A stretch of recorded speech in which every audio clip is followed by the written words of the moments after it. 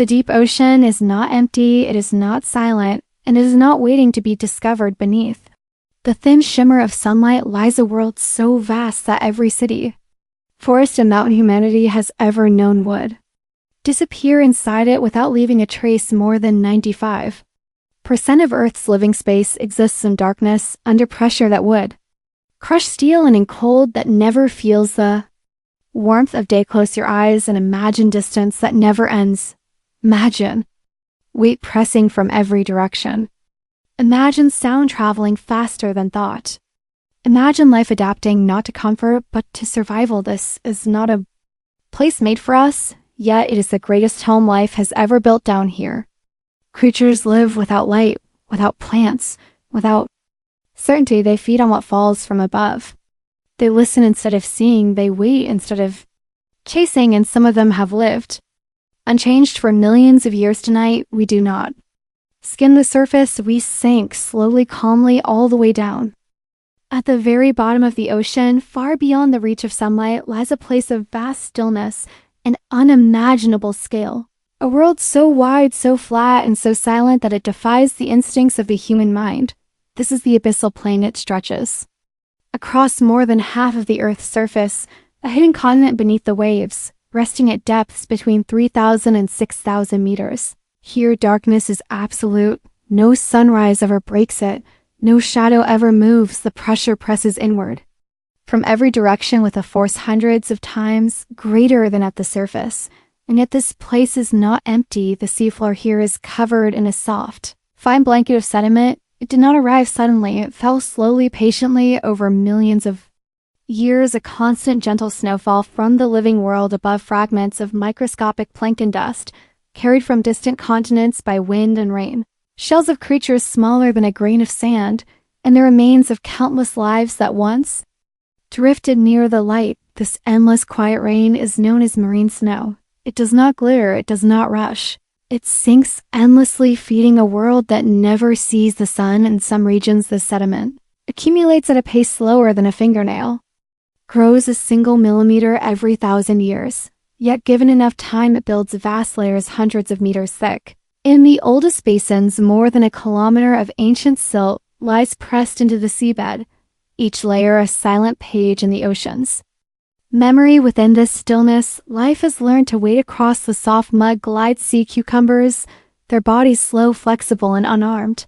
They move without urgency because urgency has no advantage here. They swallow the seafloor itself, filtering nourishment from the faint organic traces within. What passes through them is turned over, renewed, recycled. They are the quiet engineers of the deep.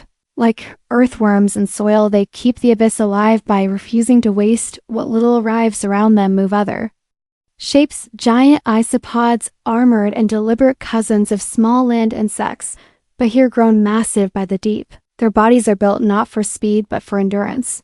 They roam patiently across the mud, sensing vibrations and scent, waiting for the rare gift of fallen flesh. Food here does not come often. Weeks may pass, months, even years between meaningful meals, so when abundance arrives, it is met without mercy. This world, feast and famine, exists side by side. Creatures gorge themselves when fortune falls, then endure long silence without movement. Nothing here is reckless. Nothing moves without reason. Abyssal plain teaches patience. It rewards conservation. It favors those who can endure a long stillness without fear. To these creatures, the dark water above is a sky, a vast empty ceiling from which nourishment sometimes falls. They have no knowledge of waves or weather, no sense of a surface or a sun. There is only the silt below and the void above, and sometimes that void delivers miracles. A sudden shadow, a drifting shape, a rare collapse of life from another world. But for now, the plain remains quiet, flat, endless, a place where survival is measured not in strength but in time. The abyssal plain survives on patience, but sometimes patience is rewarded with sudden abundance. From the world far above, something heavy breaks free, a tree torn from a riverbank by flood, a wooden ship lost to storm or war, structure built in. Sunlight begins its long, silent descent. As it sinks, it carries with it energy from another realm, carbon grown in forests, locked inside wood that has never known the sea. When it finally reaches the seafloor, it becomes something extraordinary, a wood Fallon, the endless flat plain, this single object is no longer debris. It is an island. A beacon of feast life responds quickly. Small scavengers arrive first. Amphipods and isopods swarm the surface. Bacteria bloom, invisibly coating every grain and fiber. Chemical signals spread through the mud, calling others from the dark. Soon wood-boring clams take hold. They drill deep into the timber, their bodies hosting microbial partners together. They unlock the dense fibers of lignin and cellulose material that resists decay almost everywhere else on Earth. Here in the deep, nothing goes uneased. The wood softens, collapses, transforms around it, gathers a small city of life. Worms, crustaceans, mollusks, each one feeding not just on the wood but on each other. A full ecosystem rising where moments before there was only mud. These communities live fast by deep sea standards. Months pass, years pass. Eventually, the wood disappears, entirely converted into living tissue, into movement, into breath. All that remains is the memory of abundance. What makes this possible is specialization. There are creatures here that rely almost entirely on wood, yet wood grows thousands of meters above them on land. This connection stitches forests to the deep rivers, to trenches, storms to silence it, is one of the great hidden circulations of the planet. The same forces that carry trees also carry ships across history. Thousands of wooden vessels have vanished beneath the waves. As they sink, they become vast woodfalls, entire structures collapsing into the plain, and the deep consumes them. In most oceans, even the strongest timbers do not last. Microbes, clams, and worms dismantle hulls plank by plank. Within decades, sometimes within a century, nothing remains but metal. But there are rare exceptions in the cold darkness of the southern ocean. One ship rests untouched, the Endurance. Lost in 1915 and found more than 100 years later, its wood remains intact. Preserved, suspended in time here, woodfalls are rare. Antarctica has no forests, no rivers carry trees into these waters, so deep-sea animals here, never adapted to eat wood, it would be foolish to rely on something that never arrives. The sharp boundary of cold water around the continent blocks migration. Wood-eating species simply cannot cross it, so the Endurance endures. Though the wood itself is not consumed, it still becomes a refuge. Life gathers, not to eat but to settle. Filter feeders attach themselves to beams and rails. Sea lily lift their feathered arms into the current. Sea squirts pump water through their bodies, collecting falling particles. A Brizingid sea star spreads its arms like a crown. The ship becomes a skeleton of shelter, an anchor in a drifting world. It reminds us that even when energy cannot be eaten, it can still be used in the deep. Nothing is truly wasted. Every arrival matters. Every fall reshapes the plain, and sometimes far larger gifts arrive, but those are stories written in bone. There are gifts to the deep that arrive rarely, and then there are gifts so large that they change everything. When a whale dies, its body does not vanish quickly. It drifts heavy, silent, surrendering to gravity. For days, sometimes weeks, it sinks through the water column, passing worlds it never belonged to, until at last it reaches the seafloor. The impact is gentle, but the consequence is enormous. This is a whale. Fallon, an environment where food arrives as dust. The body of a whale is a miracle beyond measure. Tens of tons of flesh, fat, and bone delivered in a single moment. The response is immediate. From the dark water above, shapes appear. Sharks, hagfish, giant isopods. They tear at the soft tissue with urgency unknown to the patient creatures of the plain. Flesh is stripped away, muscle disappears. The water fills with movement. This stage does not last long, months perhaps. Then the giants leave. What remains is the skeleton, and this is where the deep begins its quiet work. The bones are rich with oil energy locked inside dense white walls. Too much for most animals to access, but microbes find a way. They seep into the marrow, breaking fats down into sulfides, turning bone into fuel. From this chemical breath rises a second community. Worms appear that have no mouths. They root themselves into the bone, hosting bacteria within their bodies, living entirely on the chemistry of decay. Mollusks arrive. Crustaceans settle. Life builds layer by layer. This single carcass can sustain hundreds of species, some found nowhere else on Earth. The ecosystem may last decades, sometimes longer, long after the flesh is gone, long after the bones begin to crumble. Death in the open ocean becomes a city on the seafloor. For creatures of scarcity, this is abundance beyond imagining. They gorge, they grow, They reproduce then. When the energy is spent, they wait. Again, many of the animals here are built for famine. They slow their metabolism, they reduce movement, they can endure years without feeding. But when fortune arrives, they transform. The cycle defines the abyss, long silence. Sudden abundance from above, these events are invisible. From below, they are everything to the animals of the plain. The water above is a sky that sometimes delivers stars made of flesh. They do not know whales, they do not know oceans or air. They know only that sometimes the void provides and sometimes the void takes. Whale falls remind us that even the largest beings are part of a system that wastes nothing. Bone becomes chemistry, chemistry becomes life, life returns to silt, and the plane waits once more. But not all visitors arrive to stay. Some come briefly, moving shapes from another realm, descending from the dark water above, and when they do, the plane looks up. The abyssal plane belongs to those who wait, but it is not theirs alone. From the dark water above, visitors arrive. They do not live here. They descend when the plane offers something the open ocean cannot: food, rest, opportunity to the animals rooted in mud. These visitors must seem unreal shadows with wings, bodies that glide rather than crawl, forms that vanish as quickly as they appear. One of the largest to arrive is the six-gill shark, an ancient design unchanged for hundreds of millions of years. Heavy-bodied, slow, built for endurance rather than pursuit, it moves through the dark with minimal effort. Guided not by sight but by scent and vibration, drawn downward by the faint promise of decay. It arrives, it does not rush, it circles. It tests, then it feeds. Six-gill sharks can reach lengths longer than a city bus, yet they move with restraint. Here there is no need for speed, only certainty. They are not alone. From the same dark water come chimeras, often called ghost sharks, though they are not true sharks at all. Their lineage split away before dinosaurs ever walked the land. They are relics of an older ocean. Their bodies taper into long whip-like tails. Their fins stretch wide like wings. They fly low over the seafloor, barely touching it. They do not strike prey. They press their mouths into the sediment, crushing shells and armor with hard grinding plates. Hidden beneath the mud, their meals betray themselves. Every living body gives off faint electrical signals.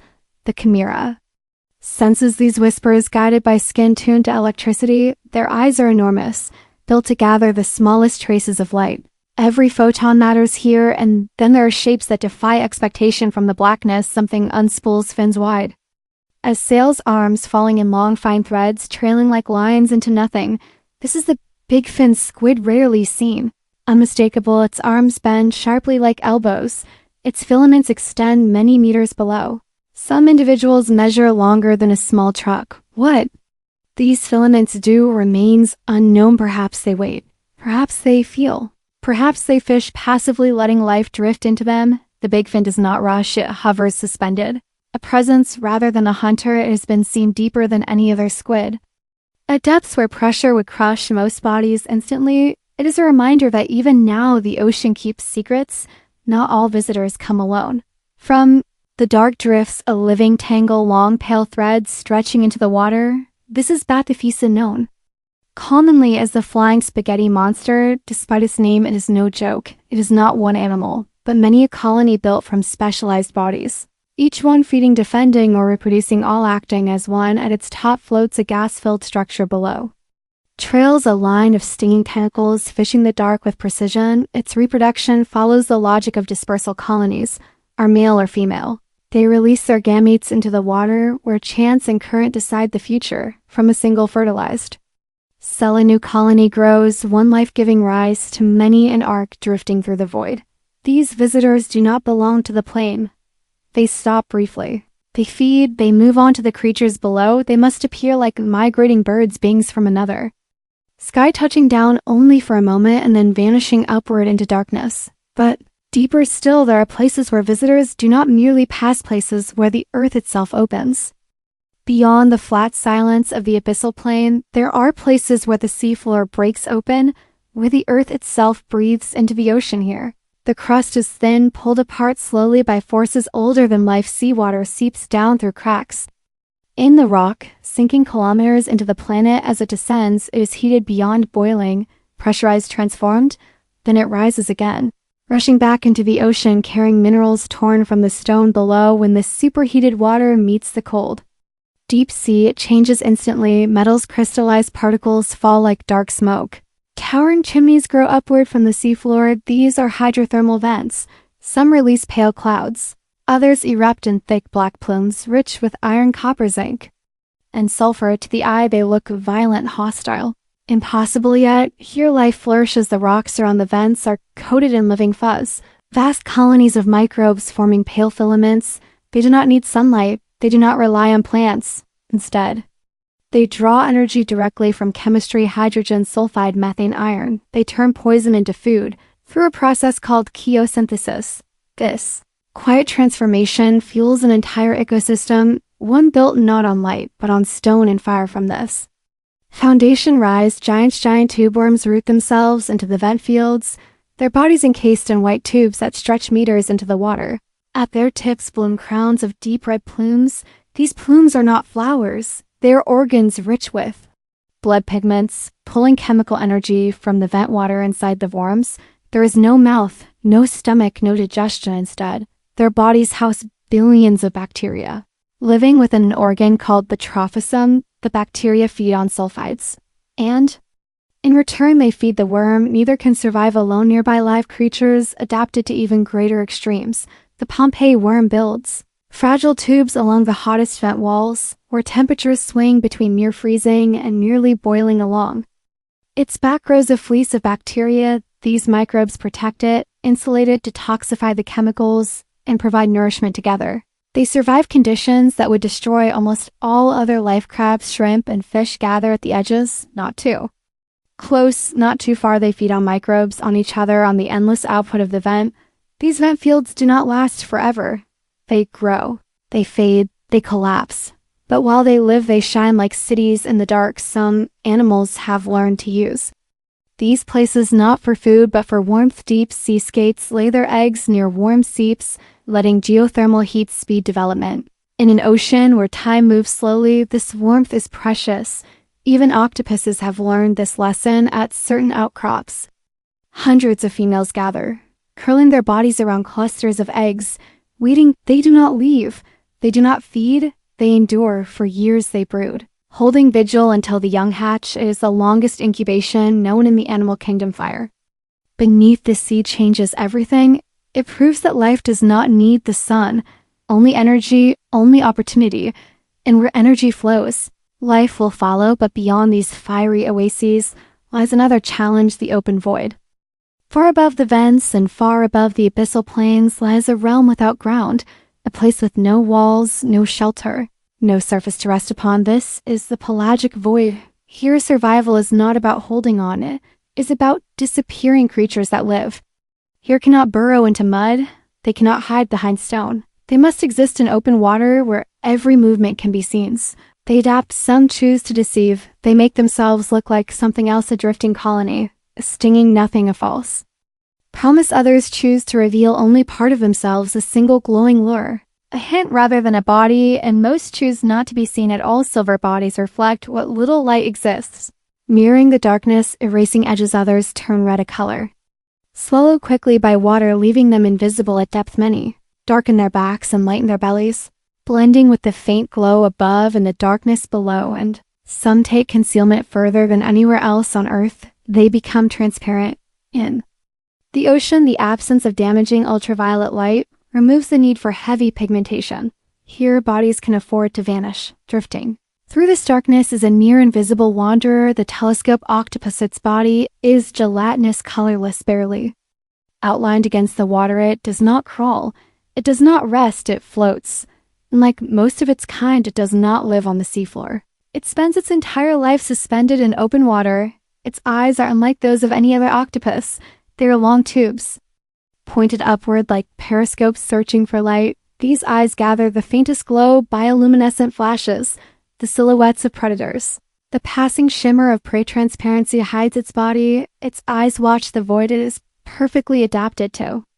A world with no reference points. Here, many pioneers grow large, and a space without shelter. Size becomes protection, and giants become moving habitats. Jellyfish drift through the pelagic dark, their bells pulsing slowly, their bodies made almost entirely Of water, they have no central brain. Instead, they operate through networks of nerves sensing light, touch, chemicals. Each pulse is coordinated. Each movement efficient around their trailing arms. Life gathers small fish, crustaceans, larvae. The jellyfish becomes shelter, transport, protection. Food is captured by stinging cells, passed along arms to a simple mouth. A body of 98% water responding to a world few humans ever experience. Bioluminescence flickers everywhere, flashes, pulses. Signals, some warn, some lure, some confuse. In this void, light becomes language. To live here is to exist in 3 dimensions of night, with threats above, below, and beside. Every movement costs energy. Every mistake is finally at. Life thrives. Because where there is space, nature will fill it. For these drifters, this darkness is home. The currents are roads. The flashes are stars. They will never know land. Never know stone or soil. Only water, only motion. Only the endless dark. And yet, this world is not separate from ours. It is the largest living space on the planet, and it cannot be ignored. The deep ocean is often spoken of as empty, as distant, as something separate from our lives. But this is an illusion. The ocean does not begin at the shoreline. It does not end at the horizon. It is not a surface to be crossed. It begins in the clouds. In falling rain and rivers carrying memory and salt toward the sea. It begins wherever water moves, wherever gravity pulls, wherever life releases its remains. The deep is not an expanse. It is an interior, a vast hollow of the planet that drops away beneath our feet, holding more life than all land combined. To the creatures of the abyss, the silt is ground, the water above is sky, and beyond that sky there is nothing. They will never know waves, never know storms, never know light, yet they survive, they adapt, they persist. They remind us that life does not require comfort, only opportunity. The deep ocean shapes the world above it. It stores carbon, regulates climate, circulates nutrients across the planet. Every breath we take is tied to processes unfolding far below the reach of light, and yet this world is fragile. The deep grows slowly, heals slowly, recovers on timescales longer than civilizations say. Single disturbance can echo for centuries. We mine, we trawl, we discard, often without seeing what we touch, and what we cannot see is easy to forget, but forgetting does not erase consequence. The abyss remembers every fallen tree, every sinking ship, every drifting carcass. Every trace of our presence it absorbs, it records, it waits. We are visitors to this planet. Just as sharks and squids are visitors to the abyssal plane, the difference is that our visits leave marks. To understand the deep is not to conquer it.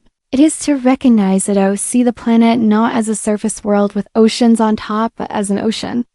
World with islands of land, a living system where darkness is not absence, but another way life expresses itself. The deep ocean does not ask for awe. It exists without permission, but if we choose to look, if we choose to listen, it offers wonder beyond measure. This hidden world is not separate from us. It is beneath us, around us, and within the cycles that sustain us. And if stories like this help you see the planet differently, if they slow you down, if they make the unseen feel closer, then stay with us. Subscribe to this channel so we can continue exploring the silent places, the forgotten worlds, and the beauty that lives beyond the light.